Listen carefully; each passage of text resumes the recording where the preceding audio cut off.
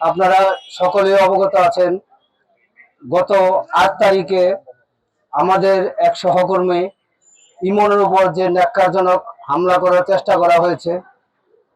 একটি সংবাদ মাধ্যম কর্মীকে এভাবে অপদস্থ করা প্রশাসনের কোনো অবস্থাতেই আমরা এটা মানতে পারছি না।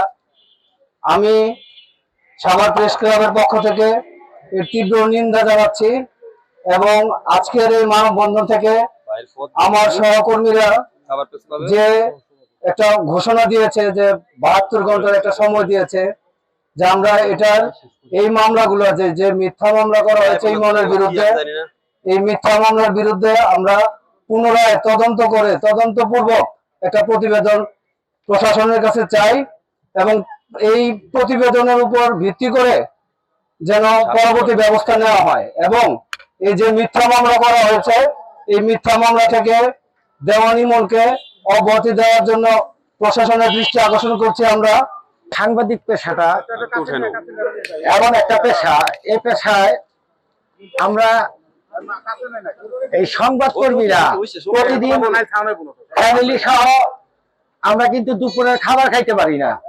আমরা কোনো উৎসবে আমরা ফ্যামিলি নিয়ে উৎসব পালন করতে পারি না। আমরা এই সংবাদ সংগ্রহের কাজে আমরা ঈদের দিনও আমরা রাস্তার বাইরে থাকি, ফ্যামিলিতে আমরা সঠিকভাবে সময় দিতে পারি না। অথচ দেখেন কোন মহল একটু সুযোগ পেলে সংবাদ কর্মীদের বিরুদ্ধে এই মামলা হামলা করে যাচ্ছে। আমরা দেখেছি 5ই আগস্টের পরেও যারা প্রফেশনাল অনেক সাংবাদিকের বিরুদ্ধে মামলা হয়েছে।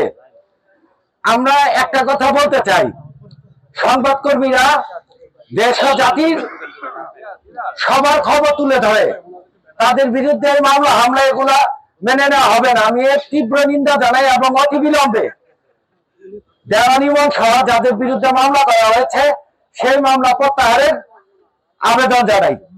মামলা দিয়ে আমাদের সাংবাদিকদের হ্যারাসমেন্ট করতেছে। আপনারা মনে রাখবেন যে আমরা সাংবাদিকরা সবাই এক আছি, এক থাকবো। বিভিন্ন অফিসে যে আমরা সাংবাদিকরা যে মবের সৃষ্টি করে, সাংবাদিকের মবের সৃষ্টি করে হামলা মামলা, আসলে সাংবাদিকরা হলো জাতির 4টা স্তম্ভের ভিতরে একটা স্তম্ভ। তো সবাইকে মনে রাখতে হবে যে সাংবাদিকরা অনেক কিছু করতে পারে, তাদের গরমের অনেক জ্বর আছে, এটা সবাইকে মনে রাখতে হবে। আমরা সবসময় দুর্নীতির বিরুদ্ধে আছি, থাকবো, সবসময় থাকবো দুর্নীতির বিরুদ্ধে।